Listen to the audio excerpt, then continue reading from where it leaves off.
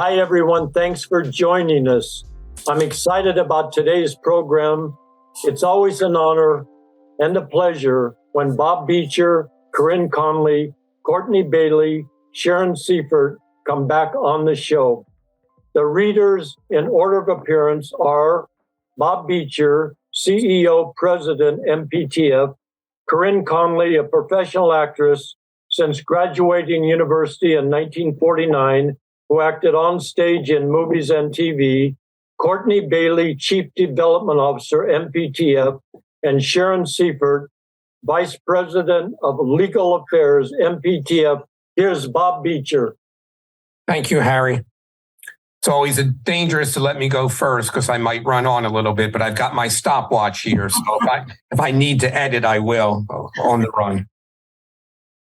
The first poem is The Love Song of J. Alfred Prufrock, T.S. Eliot. Let us go then, you and I, when the evening is spread out against the sky like a patient etherized upon a table. Let us go through certain half-deserted streets, the muttering retreats of restless nights in one-night cheap hotels and sawdust restaurants with oyster shells. Streets that followed like a tedious argument of insidious intent to lead you to an overwhelming question. Oh, do not ask, what is it? Let us go and make our visit. In the room, the women come and go, talking of Michelangelo. The yellow fog that rubs its back upon the window panes, the yellow smoke that rubs its muzzle on the window panes, licked its tongue into the corners of the evening, lingered upon the pools that stand and drain, let fall back upon its back the soot that falls from chimneys, slipped by the terrace, made a sudden leap, and seeing that it was a soft October night, curled once about the house and fell asleep. And indeed, there will be time for the yellow smoke that slides along the street, rubbing its back upon the window panes. There will be time. There will be time to prepare a face to meet the faces that you meet. There will be time to murder and create, and time for all the works and days of hands that lift and drop a question on your plate. Time for you and time for me, and time yet for 100 indecisions and for 100 visions and revisions before the taking of toast and tea. In the room, the women come and go, talking of Michelangelo. And indeed, there will be time to wonder, do I dare? And do I dare? Time to turn back and descend the stair with a bald spot in the middle of my hair. They will say, how his hair is growing thin. My morning coat, my collar mounting firmly to the chin, my necktie rich and modest, but asserted by a simple pin. They will say, but how his arms and legs are thin. Do I dare disturb the universe? In a minute, there is time for decisions and revisions, which a minute will reverse. For I have known them all already, known them all. I've known the evenings, mornings, afternoons. I have measured out my life with coffee spoons. I know the voices dying with a dying fall beneath the music from a farther room. So how should I presume? And I've known the eyes already, known them all. The eyes that fix you in a formulated phrase, and when I am formulated, sprawling on a pin, and I am pinned and wriggling on the wall, then how should I begin to spit out all the butt ends of my days and ways? And how should I presume? And I have known the arms already, known them all, arms that are braceleted and white and bare, but in the moonlight, downed with light brown hair. Is it perfume from a dress that makes me so digress? Arms that lie along a table or wrap about a shawl? And should I then presume? And how should I begin? Shall I say I have gone at dusk through narrow streets and watched the smoke that rises from the pipes of lonely men in shirt sleeves leaning out of windows? I should have been a pair of ragged claws scuttling across the floors of silent seas. And the afternoon, the evening, sleeps so peacefully, smoothed by long fingers, asleep, tired, or it malingers, stretched on the floor here beside you and me? Should I, after tea and cakes and ices, have the strength to force the moment to its crisis? But though I have swept and wept and fasted, wept and prayed, though I have seen my head, grown slightly bald, brought in upon a platter, I am no prophet, and here's no great matter. I have seen the moment of my greatness flicker, and I have seen the eternal footman hold my coat and snicker. And in short, I was afraid. And would it have been worth it, after all, after the cups, the marmalade, the tea, among the porcelain, among some talk of you and me, would it have been worthwhile to have bitten off the matter with a smile, to have squeezed the universe into a ball, to roll it towards some overwhelming question, to say, I am Lazarus, come from the dead, come back to tell you all. I shall tell you all. If one, settling a pillow by her head, should say, that is not what I meant at all. That is not it at all. And it would have been worth it after all. Would it have been worthwhile after the sunsets and the dooryards and the sprinkled street, after the novels, after the teacups, after the skirts that trail along the floor, and this, and so much more? It is impossible to say just what I mean.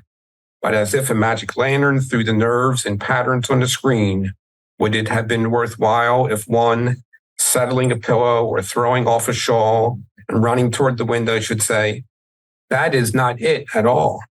That is not what I meant at all. No, I am not Prince Hamlet, nor was meant to be. Am an attendant lord, one that will do to swell a progress, start a scene or two, advise the prince. No doubt an easy tool, deferential, glad to be of use, politic, cautious and meticulous, full of high sentence but a bit obtuse. At times, indeed, almost ridiculous, almost at times the fool. I grow old. I grow old. I shall wear the bottoms of my trousers rolled. Shall I part my hair behind? Do I dare to eat a peach? I shall wear white flannel trousers and walk upon the beach. I have heard the mermaids sing, each to each. I do not think that they will sing to me. I have seen them riding seaward on the waves, combing the white hair of the waves blown back when the wind blows the water white and black. We have lingered in the chambers of the sea by sea girls wreathed in seaweed red and brown, till human voices wake us and we drank. Women by Louise Bogan.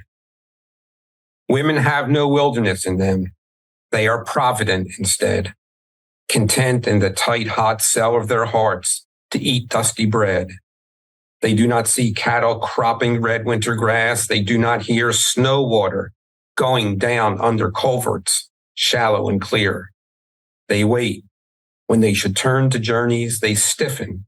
When they should bend, they use against themselves that benevolence to which no man is friend.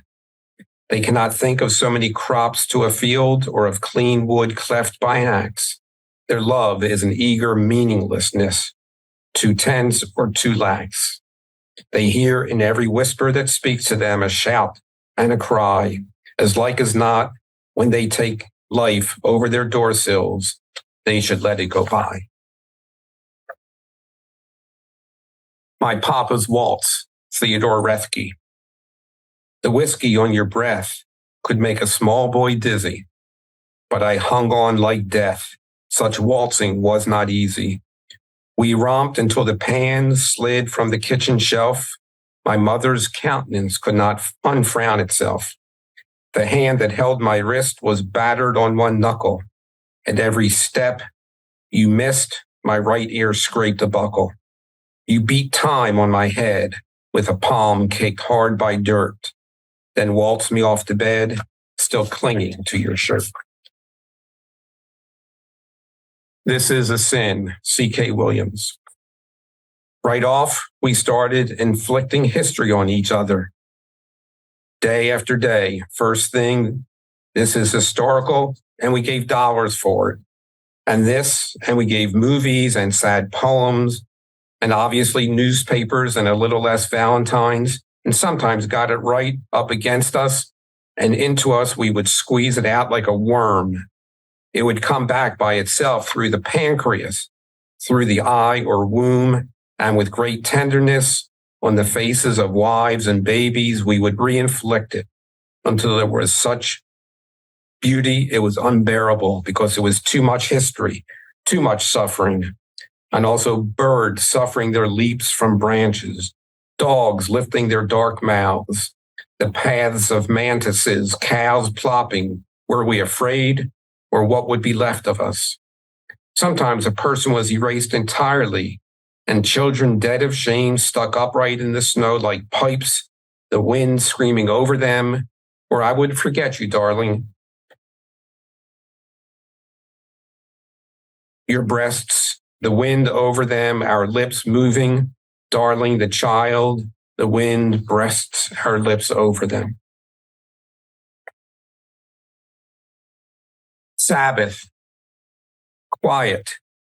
The river flows soundlessly by at the speed of its own long time. This is Wendellberry, sorry. The pregnant ewes, the ewes with new lambs are safe in the barn for the night, fed, feeding in quiet. Here in the shadow of the westward hill, I see through the budding trees the green sunlit fields, the sunlit leafless woods, quiet on the far side of the river. The stillness remains. Not a plane in the air, not a car on the road. How rare this brief peace. The machines of death draw breath from the sky. Give thanks to the quiet. And my last poem, poem 133, The Summer Day, Mary Oliver. Who made the world? Who made the swan and the black bear? Who made the grasshopper? This grasshopper, I mean. The one who has flung herself out of the grass. The one who is eating sugar out of my hand. Who is moving her jaws back and forth instead of up and down. Who is gazing around with her enormous and complicated eyes. Now she lifts her pale forearms and thoroughly washes her face. Now she snaps her wings open and floats away. I don't know exactly what a prayer is. I do know how to pay attention, how to fall down into the grass, how to kneel down in the grass, how to be idle and blessed, how to stroll through the fields, which is what I have been doing all day. Tell me, what else should I have done? Doesn't everything die at last and too soon? Tell me, what is it you plan to do with your one wild and precious life? Thank you. Thank you, Bob, for that strong, great set. I love all the poems you chose. Our next poet is Corinne Conley. Our next reader is Corinne Conley. I'll begin with The End of Poetry by Ada Limon, who is our poet laureate. Enough of osseous and chickadee and sunflower and snowshoes, maple and seeds, samara and shoot. Enough chiaroscuro, enough of thus and prophecy and the stoic farmer, and faith in our Father and 'tis of thee. Enough of bosom and bud, skin and God not forgetting, and star bodies and frozen birds. Enough of the will to go on and not to go on, or how a certain light does a certain thing. Enough of the kneeling and the rising and the looking inward and the looking up. Enough of the gun, the drama, and the acquaintance's suicide, the long lost letter on the dresser. Enough of the longing and the ego and the obliteration of ego. Enough of the mother and the child and the father and the child, and enough of the pointing to the world, weary and desperate. Enough of the brutal and the border. Enough of can you see me, can you hear me? Enough I am human. Enough I am alone and I am desperate. Enough of the animals saving me, enough of the high water, enough sorrow, enough of the air and its ease.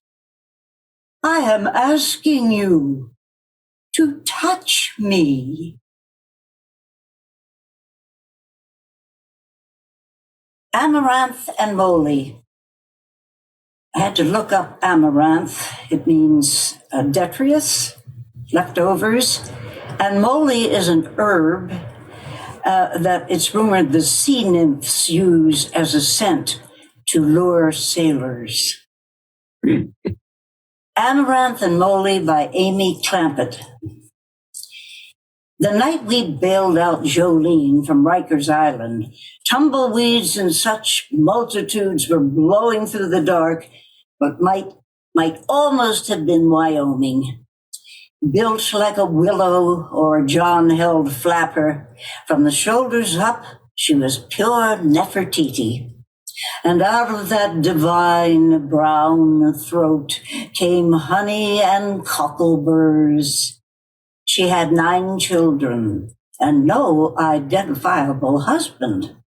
She wore a headcloth like a tiara above a sack dress improvised from a beach towel. She'd turned larceny against the bureaucracy into an art form.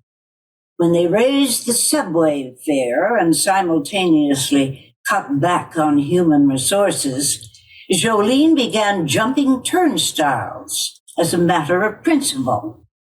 The police caught up with her at approximately the 15th infraction, and the next thing anybody knew, she'd been carted off to the Women's House of D. Now that it's been shifted to the other side of the East River, bailing anybody out becomes an all-night expedition, a backhanded kind of joyride comparable to crossing the Styx or the Little Bighorn in a second-hand Volkswagen. You enter a region of landfill, Hamburger Lois, an acropolis of coffee grounds, of desiccated Amaranthus albus, rudely known as pigweed, on the run, no roots. When a tumbleweed takes off, barbed wire won't stop it, much less a holstered guard or signs reading no unauthorized vehicles beyond this point. A shuttle bus arrives after a while to cart you to the reception area, where people paid to do it teach you how to wait with no message. While one shift goes off and the next comes on, and every half hour or so you feed another batch of change into a payphone, jiggling all the levers of influence you can think of. To no effect whatever. At a little after 3 a.m., finally, Jolene came out. The same beautiful, outrageous ginger snap with a whole new catalog of indictments. On the shuttle bus, while a pimp was softly lecturing his sullen girl on what to do next time, Jolene described how at the precinct they'd begun by giving her a psychiatric assessment for which the city then proceeded to bill her. By the time the van arrived to take her to the House of D, the officer who'd brought her in the first place was saying, "Jolene, I love you." And she told us, exactly what he could do. All around us in the dark of Rikers Island, the tumbleweeds scurrying were no pigweed, I was thinking, but the amaranth of antiquity. And Jolene was not only an amaranth and moly, she was poetry, leaping the turnstiles of another century. Now I'm going to read a few poems by Mary Oliver. The first one, Bob's already read, so that's all right. This is called Invitation. Oh, do you have time to linger for just a little while out of your busy and very important day for the goldfinches that have gathered in a field of thistles for a musical battle, to see who can sing the highest note, or the lowest, or the most expressive of mirth, or the most tender? Their blunt beaks drink the air as they strive melodiously, not for your sake, and not for mine, and not for the sake of winning, but for sheer delight and gratitude. Believe us, they say. It is a serious thing just to be alive on this fresh morning in the broken world. I beg of you, do not walk by without pausing to attend to this rather ridiculous performance. It could mean something. It could mean everything. It could be what Rilke meant when he wrote, "You must change your life." Don't hesitate. If you suddenly and unexpectedly feel joy, don't hesitate. Give in to it. There are plenty of lives and whole towns destroyed, or about to be. We are not wise, and not very often kind, and much can never be redeemed. Still, life has some possibility left. Perhaps it's its way of fighting back, that sometimes something happens better than all the riches or power in the world. It could be anything, but very likely you notice it in the instant when love begins. Anyway, that's often the case. Anyway, whatever it is, don't be afraid of its plenty. Joy is not made to be a crumb.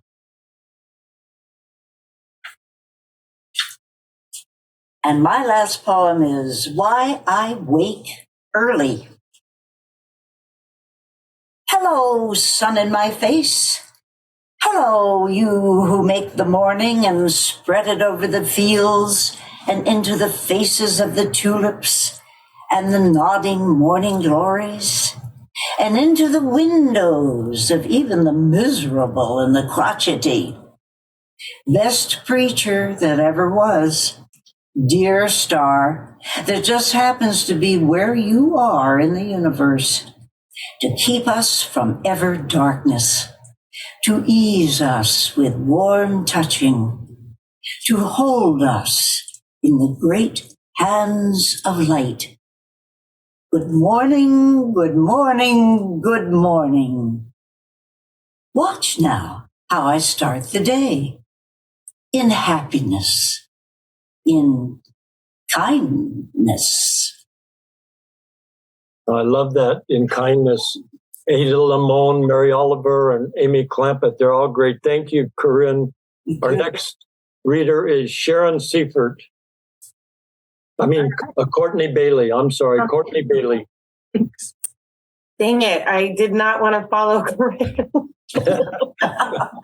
Come on. Oh, Corinne, I was very excited and then became very nervous after hearing you because you are... Don't you have a Mary Oliver there? She'll cheer you up. I have some great ones, and I've got some ones that my kids and I have been reading together. And my children love Harry, so we've got Kipling, and then we have, as Bob said, I wanted to get deep with Shel Silverstein, but there's some very beautiful messages. Great. I'm going to start with If by by Kipling. If you can keep your head when all about you are losing theirs and blaming it on you. If you can trust yourself when all men doubt you, but make allowance for their doubting too. If you can wait and not be tired by waiting, or being lied about, don't deal in lies, or being hated, don't give way to hating. And yet don't look too good, nor talk too wise. If you can dream and not make dreams your master, if you can think and not make thoughts your aim, if you can meet with triumph and disaster and treat those two impostors just the same, if you can bear to hear the truth you've spoken, twisted by knaves to make a trap for fools, or watch the things you gave your life to broken, and stoop and build them up with worn out tools, if you can make one heap of all your winnings and risk it on one turn of pitch and toss, and lose and start again at your beginnings, and never breathe a word about your loss. If you can force your heart and nerve and sinew to serve your turn long after they are gone, and so hold on when there is nothing in you except the will which says to them, hold on. If you can talk with crowds and keep your virtue, or walk with kings, nor lose the common touch, if neither foes nor loving friends can hurt you, if all men count with you, but none too much, if you can fill the unforgiving minute with 60 seconds worth of distance run, yours is the earth and everything that's in it. And, which is more, you'll be a man, my son. And to the other gender, The Female of the Species by Kipling. When the Himalayan peasant meets the he-bear in his pride, he shouts to scare the monster, who will often turn aside. But the she-bear, thus accosted, rends the peasant tooth and nail, for the female of the species is more deadly than the male. When Nag, the basking cobra, hears the careless foot of man, he will sometimes wriggle sideways and avoid it if he can. But his mate makes no such motion where she camps beside the trail, for the female of the species is more deadly than the male.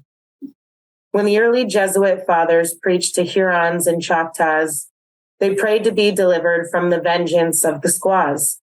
'Twas the women, not the warriors, turned those stark enthusiasts pale, for the female of the species is more deadly than the male. Man's timid heart is bursting with the things he must not say, for the woman that God gave him is not his to give away.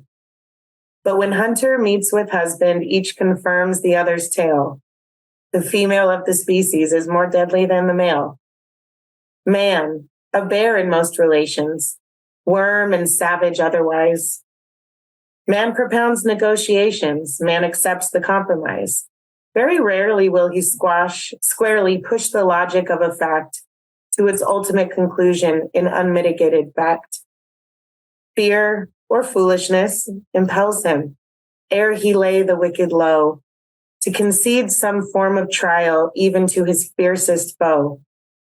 Mirth obscene diverts his anger, doubt and pity oft perplex him in dealing with an issue, to the scandal of the sex. But the woman that God gave him, every fiber of her frame, proves her launched for one sole issue, armed and engined for the same. And to serve that single issue, lest the generations fail, the female of the species must be deadlier than the male. She who faces death by torture for each life beneath her breast may not deal in doubt or pity, must not swerve for fact or jest. These be purely male diversions, nor in these her honor dwells. She, the other law we live by, is that law and nothing else. She can bring no more to living than the powers that make her great, as the mother of the infant and the mistress of the mate. And when babe and man are lacking and she strides unclaimed to claim, her right is femme and barren, her equipment is the same. She is wedded to convictions in default of grosser ties. Her contentions are her children. Heaven help him who denies. He will meet no suave discussion, but the instant, white hot, wild, wakened female of the species warring as for spouse and child. Unprovoked and awful charges, even so the she-bear fights. Speech that drips, corrodes, and poisons, even so the cobra bites.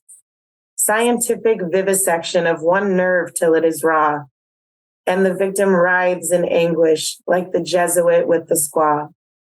So it comes that man, the coward, when he gathers to confer with his fellow braves in council, dare not leave a place for her, where at war with life and conscience, he uplifts his erring hands to some god of abstract justice, which no woman understands. And man knows it, knows moreover that the woman that God gave him must command but may not govern, shall enthrall but not enslave him. And she knows, because she warns him, and her instincts never fail, that the female of her species is more deadly than the male. Hi, Harry. I love you. All right. We're going to get really deep with Shel Silverstein. And I've been reading, sorry, I'm giving a little narrative. I know I shouldn't, but I've been reading this to my children. And there's some really beautiful moments here. They do fall asleep anytime I read to them, but that's not the point. We're going to start with one called Colors. My skin is kind of, sort of brownish, pinkish, yellowish white. My eyes are grayish, bluish green, but I'm told they look orange in the night. My hair is reddish, blondish brown, but it's silver when it's wet. And all the colors I am inside have not been invented yet.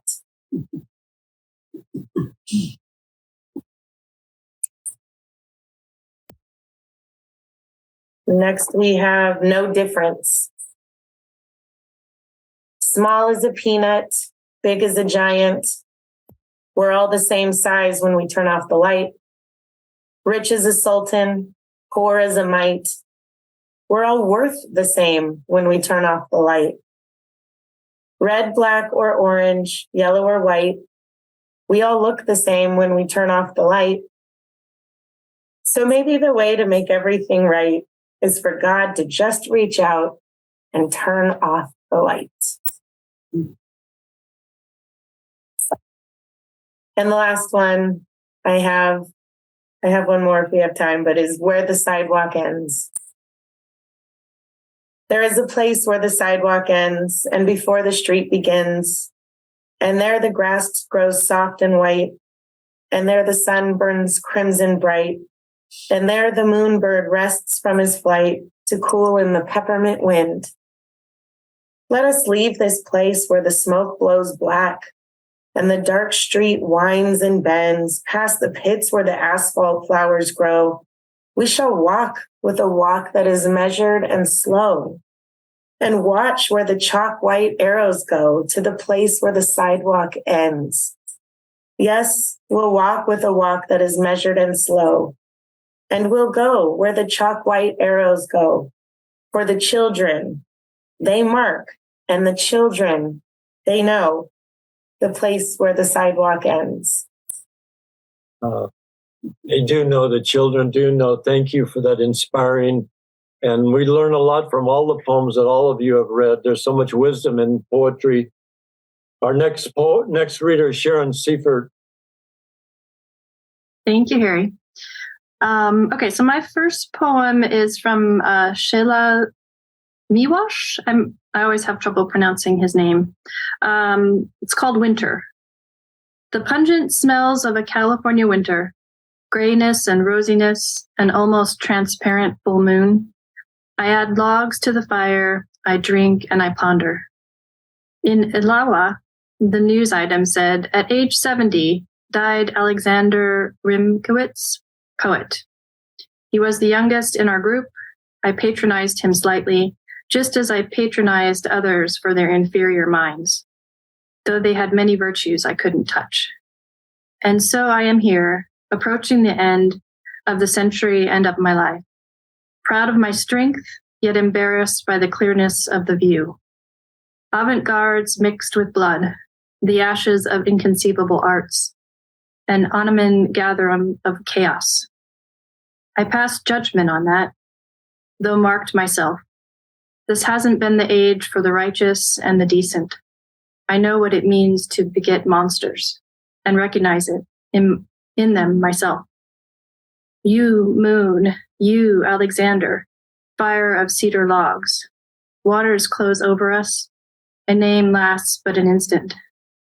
Not important whether the generations hold us in memory. Great was that chase with the hounds for the unattainable meaning of the world. And now I am ready to keep running.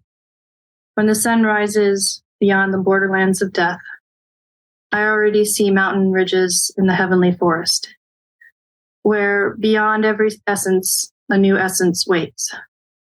You, music of my late years, I am called by a sound and a color which are more and more perfect.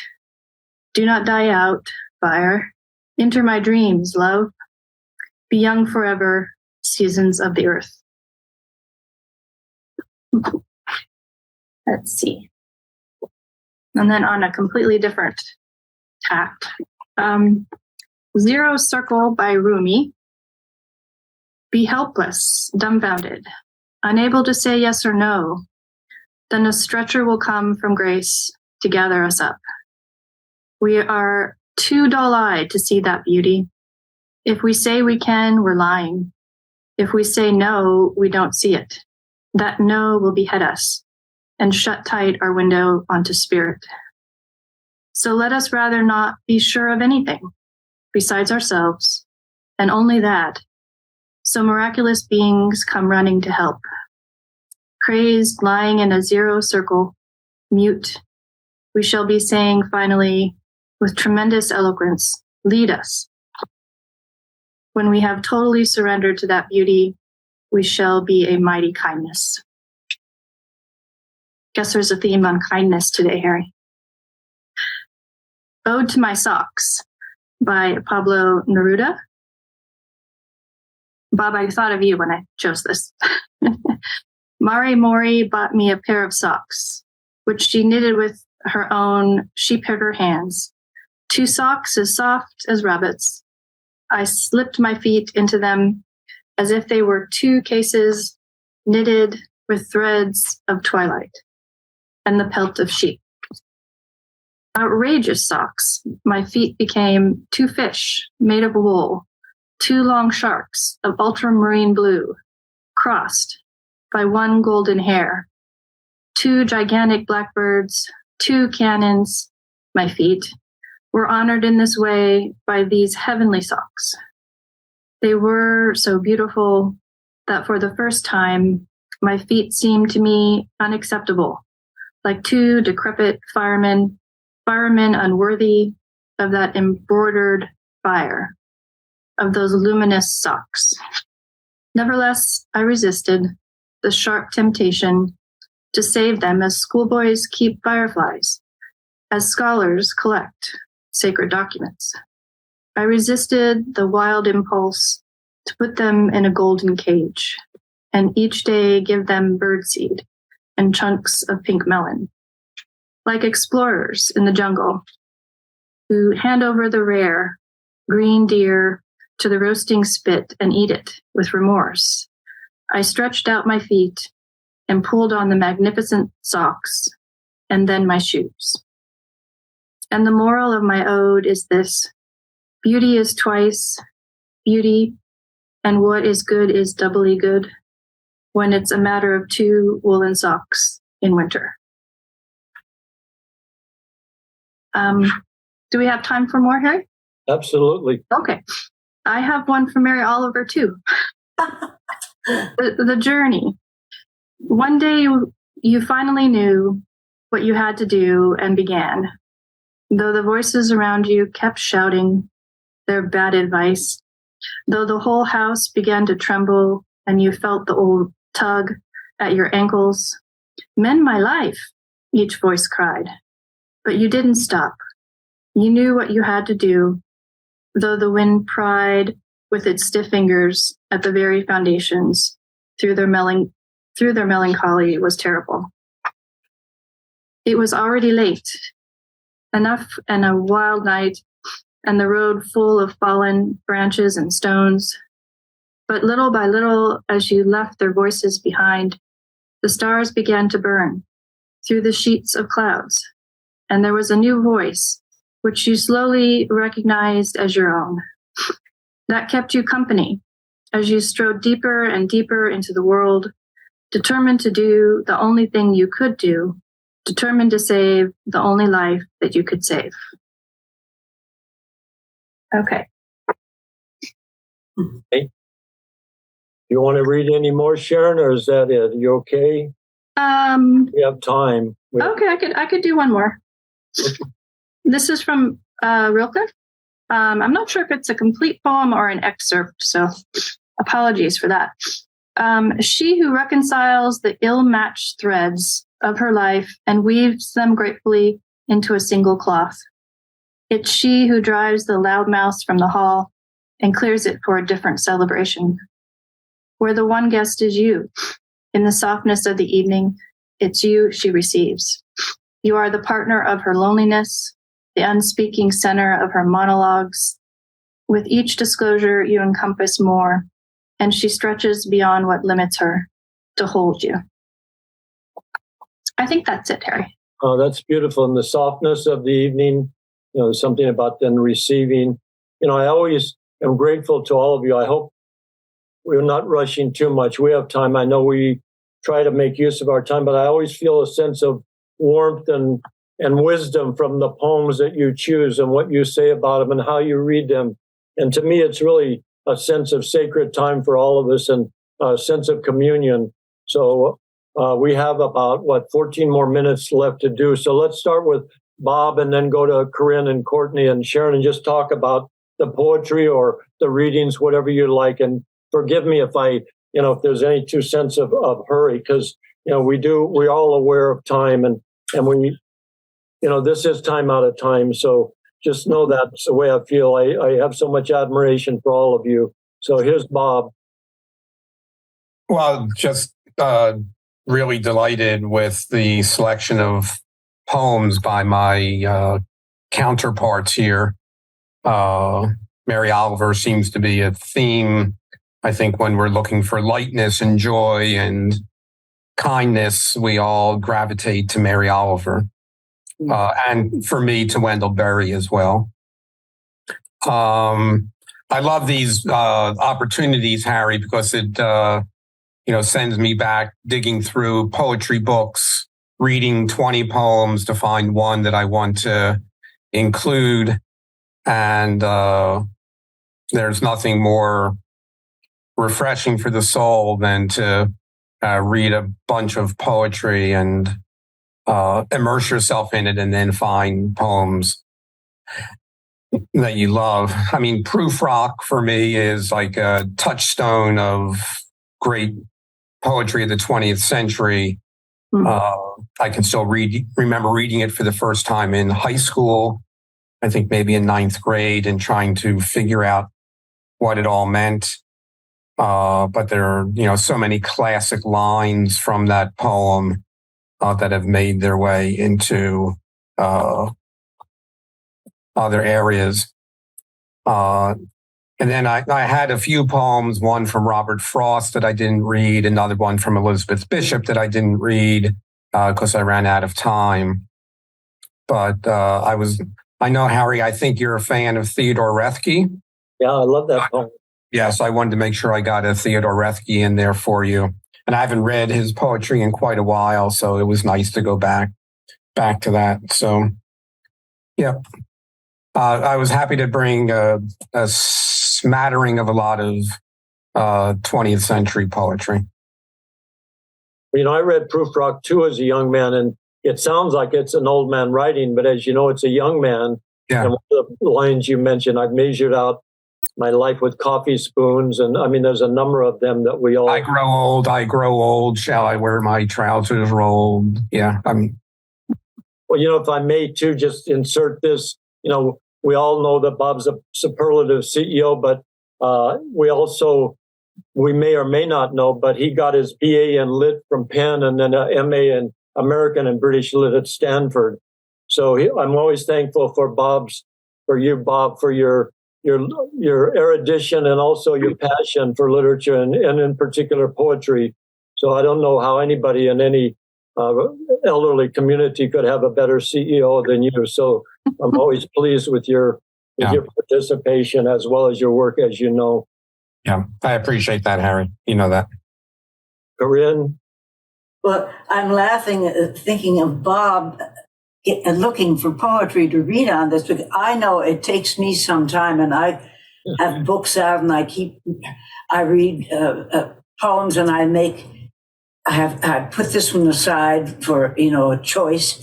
But I mean, I do spend a lot of time on it, and I know Harry around is always reading poetry. So he's kind of got me doing the same thing. But we know that our director, Bob Beitcher, doesn't have time for this. I think it's amazing that Corinne, you probably can't see this, but this is what I arrived to work with today.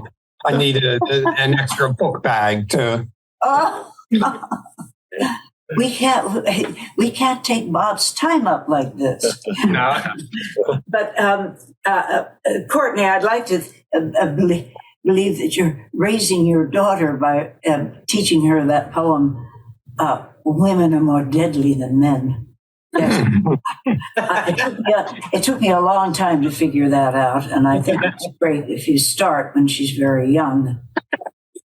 We haven't started that one quite yet. We'll get there because she's going to have a lot of questions. But my oldest daughter came on Harry's Poetry Hour and read Amanda Gorman's poem, and she's very come here. And then I've got my little one who started kindergarten today. But the way they start kindergarten nowadays is you just do it for a half day. But there's Blake. Oh, hello. That's Corinne. Say hi to everybody. Oh, she's officially a kindergartner, and tomorrow she'll be at school during this time. Hey, Blakey. Wow. Hi, Blakey. One last day. Lovely. Hi. Well, now you'll have to learn a poem, and then you can recite it at your class. Yeah, I think she'd rather write one.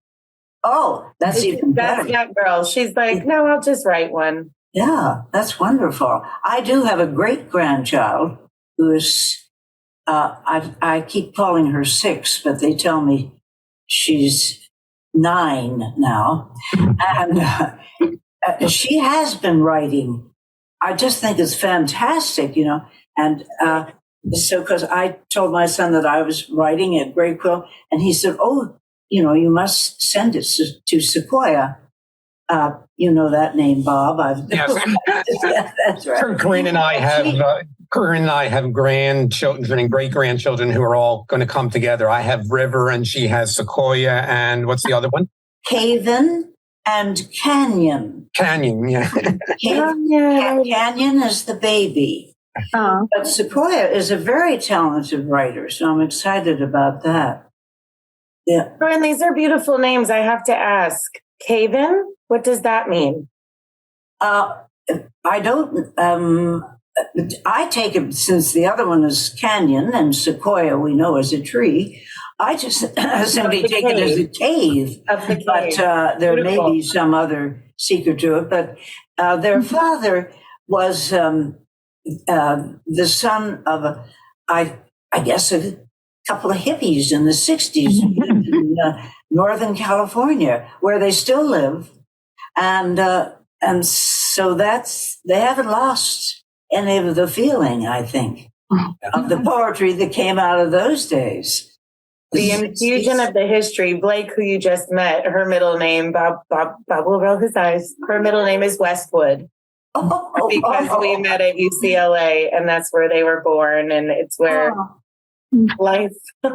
That's beautiful. Yeah, that's beautiful. She's considering changing her first name to Westwood. So yeah.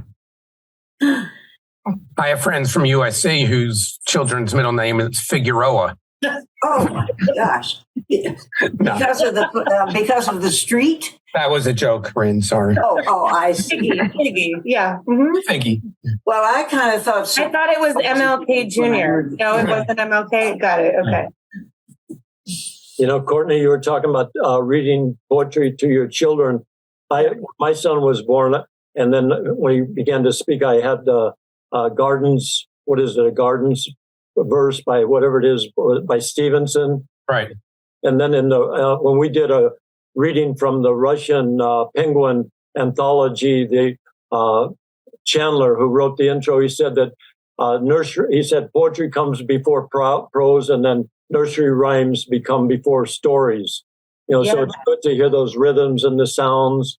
And so where's Ryan? I had expected Ryan to come and recite a poem today. She was very sad to miss this, but she actually is in school, so that's a good thing. She did start 4th grade today. But my dad, speaking especially of children's stories, which most of them are rooted in a much deeper theme than what the kids realize at first, but the Jabberwocky was the "'Twas brillig in the black," that was the first poem I memorized as maybe a 5-year-old, because that was my dad's favorite poem. He had his anthology from his college, and it's why I was an English major, and what I really, really love about the gentleman I work for up there. I'd like to hear your father read that today. He probably "'Twas the effin' brillig." Yeah. Yes, he might color it up a little bit more. Yeah.